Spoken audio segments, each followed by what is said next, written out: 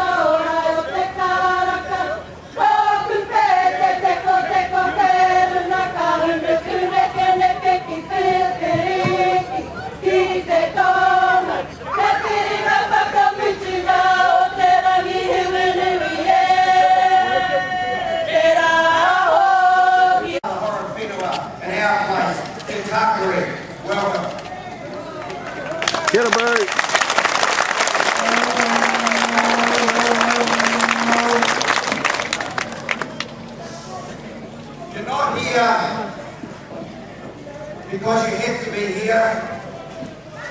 You're here because you want to be. You are our community. You are the heart, you are the soul. You deserve this place. You have every right to be here. I just want to acknowledge Mapoko.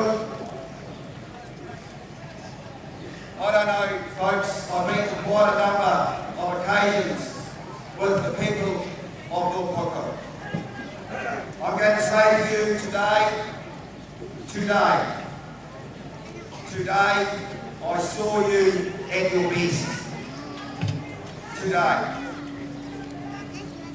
The emotion from Kevin Hill epitomises what it is that we are trying to achieve.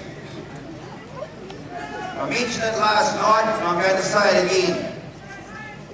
6 years ago, Kevin, believe it or not,